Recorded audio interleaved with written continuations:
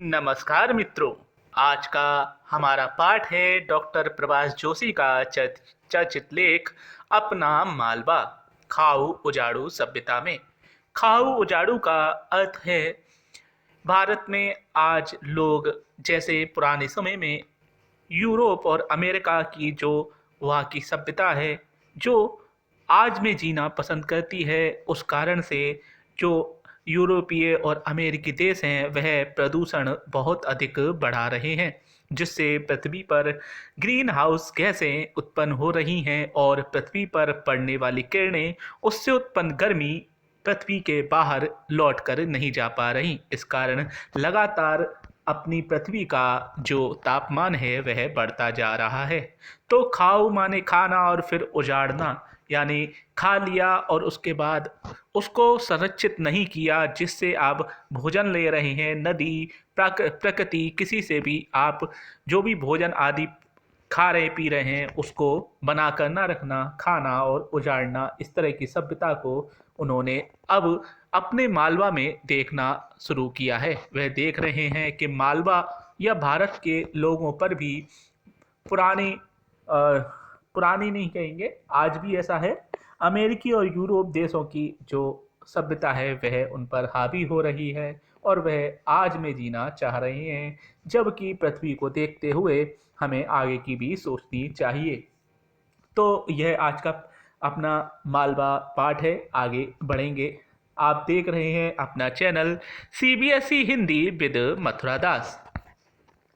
आज हम पढ़ रहे हैं अंतराल कक्षा 12 की हिंदी ऐच्छिक की पूरक पुस्तक, जिसका पाठ 4 है अपना मालवा खाऊ उजाड़ू सभ्यता में, डॉक्टर प्रभाष जोशी।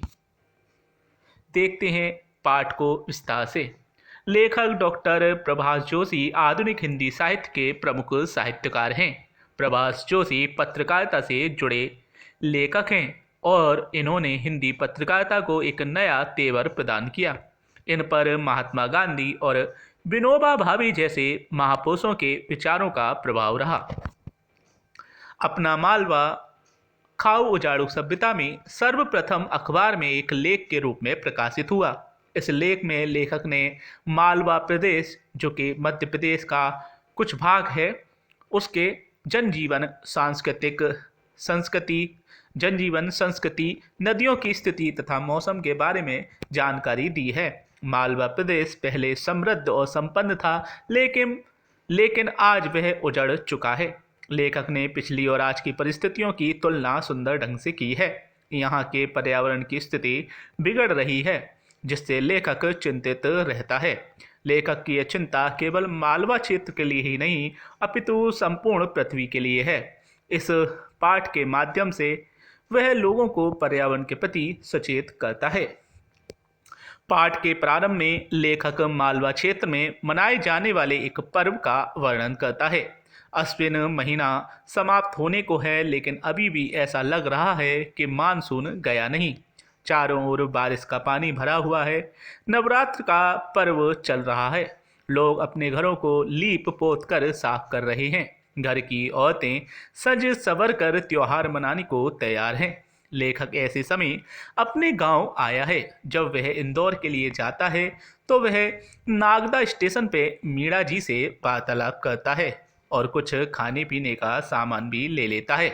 रास्ते में क्षिप्रा नदी पड़ती है, जिसे देखकर लेखक को पुराने दिनों की याद आ जाती है।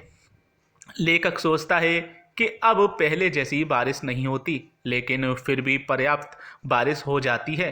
लेखक इंदौर पहुंचता है तो उसका मन वहां के प्राकृतिक नज़ारों को देखने के लिए होता है। वहां वह माता की पूजा करता है। वह नर्मदा नदी देखने भी जाता है। इस पर अब कई बांध भी बन गए हैं, लेकिन उसके बाद भी वे काफ़ी विशाल और तीव्र वेग से बहती है। विजयवाड़ा के पास नर्मदा कुछ शांत हो जाती है। लेखक रात को उसके किनारे पर ही रुक जाता है। लेखक नर्मदा नदी को माँ के समान मानता है। आगे वह ओमकारेश्वर और नेमावर जाता है, जहाँ रास्ते में सिमरौल और विजयवाड़ा के घाट पार करने पड़ते हैं। नेमावर के रास्ते में ही केवड़ेश्वर पड़ता है, जहाँ से शिप्रा नदी का उद्गम हुआ है। यहाँ से निकलकर नेमावर ग्वालियर होते हुए यमुना में मिलती है। उसने चंबल में खूब पानी देखा, क्योंकि चंबल यह नदी है। उसने चंबल में खूब पानी देखा क्योंकि इस बार अच्छी बारिश हुई है, जिससे मालवा की अधिकांश नदियों में बाढ़ आ गई है। इन नदियों के सदा नीरा रहने से ही जीवन रहता है। मालवा क्षेत्र के जल स्रोत सूख जाने के विषय में लेखक कहता है कि यह सब भूमिगत जल के अधिक दोहन करने से हुआ है। आज के इंजीनियर मानते हैं कि पानी का प्रबंध हमें ही आता है, लेकिन ऐसा नहीं। पुराने समय में विक्रमादित्य, भोज, मुंज आदि राजा तालाब तथा बावड़ियों में बरसात का पानी इकट्ठा करते थे, जिससे धरती के गर्भ का पानी बचाया जा सके। हाथीपाला, महाराष्ट्र तथा इंदौर की नदियां इन प्रदेशों को हरा भरा रखती थी, लेकिन आज वे गंदे नालों में तब्दील हो गई हैं। शिप्रा, चंबल, गंभीर, पार्वती, काली सिंध, चौरल नदी जैसी सभ्यताओं का निर्माण करने वाली नदियां आज इन सभ्यताओं का गंदा पानी ढो रही हैं। हालांकि कभी कभी बारिश से इनमें फिर उफान आ जाता है। पुराने समय में जो नदियां थी वह परिवहन पर्यावरण परिवहन क्षमा चाहूँगा परिवहन का साधन होती थी। खेती के लिए जल मिलता था, इसलिए, और जो खाना पीना होता है उसके लिए भी जल मिल जाता था, इसलिए ज़्यादातर पुरानी सभ्यता नदियों के किनारे बसती थी। उसी बात पर यहाँ चर्चा की गई है और वह कह रहे हैं कि अब यह गंदे नाली जैसी हो गई है। कभी जब अधिक बारिश हो जाती है तो वहाँ उफान आ जाता है। पिछले कई सालों से इन नदियों में पर्याप्त पानी रहा है। कभी सूखा पड़ा भी तो इनके पानी से समस्या टल गई। इसलिए विकास के नाम पर इन नदी नालों को समाप्त नहीं करना चाहिए, क्योंकि यदि नदी नाले, तालाब आदि संभाल कर रखे जाएं तो विपत्ति के समय यह काम आते हैं। यूरोप जैसे विकसित देशों तथा अमेरिका के प्रयोगों से विभिन्न गैसें वातावरण में फैली हैं। इससे वातावरण काफी परिवर्तित हो गया है। गर्मी के कारण ध्रुवों की जमी बर्फ धीरे धीरे पिघल रही है। समुद्र का पानी दिन ब दिन गर्म होता जा रहा है। हम देखते हैं कि मौसम का चक्र बिगड़ गया है। यह सब वातावरण में फैल रही हानिकारक गैसों के कारण हुआ है, लेकिन इन गैसों को फैलाने वाले दोषी देश यह मानने को तैयार नहीं। इससे मालवा जैसे पग पग नीर और डग डग रोटी देने वाले कई ऐसे क्षेत्र दुनिया के नक्शे से उजड़ते जा रहे हैं। माने मालवा ऐसा क्षेत्र था जहाँ डग पग पग पर पानी था, यानी बहुत सारी नदियाँ थी, और डग डग रोटी थी, माने अन्न से यह भरा हुआ क्षेत्र था। लेकिन जो आधुनिक जो ऐसे आजकल देश हैं यूरोप के और अमेरिका के, उनके कारण गर्मी बढ़ती जा रही है।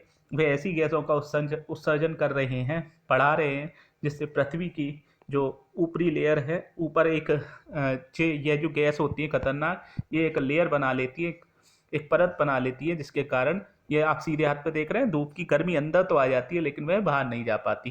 ठीक है, तो यह हमें अगर कम हो जाए तो जो गर्मी है वो आके परावर्तित होकर दोबारा लौट जाए और गर्मी कम हो जाए, लेकिन यह दिन ब दिन बढ़ती जा रही है। हम विकास की अंधी दौड़ में विनाश की ओर बढ़ रहे हैं। हमारे जीवन जीने का ढंग परिवर्तित हो गया है। तो यह था पाठ अपना मालवा। देखते हैं पाठ से हमने क्या जाना। मालवा की समृद्ध और संपन्न विरासत के विषय में जानकारी मिलती है। मालवा का पर्यावरण बिगड़ रहा है, जिससे लेखक चिंतित है। मालवा के माध्यम से लेखक पूरी पृथ्वी के बदलते पर्यावरण के प्रति लोगों को सचेत करता है। पर्यावरण का नदियों पर क्या प्रभाव पड़ता है, पाठ से हमें पता चलता है। हमें भी लेखक की तरह विषय पर चिंतन मनन करना चाहिए और इसका हल ढूंढना चाहिए। तो यह था आज का पाठ, डॉक्टर प्रभाष जोशी का लेख अपना मालवा खाओ उजाड़ो सभ्यता में। मुझे आशा है कि आपने इस सारांश को बहुत अच्छे से समझा होगा। फिर भी यदि आपको कोई संशय हो तो हमें मैसेज करके ज़रूर बताएं। हमारी पूरी कोशिश रहेगी आपके हर संशय का निस्तारण करने का। हमारे channel CBSE Hindi with Mathura Das के साथ ऐसे ही बने रहिए। यह था आज का वीडियो जिसकी संख्या थी 72 अर्थात 72 वीडियो अब तक आ चुके हैं। ऐसे ही हमारे चैनल को प्यार देते रहिए। आगे फिर मिलेंगे नए वीडियो के साथ। नमस्कार।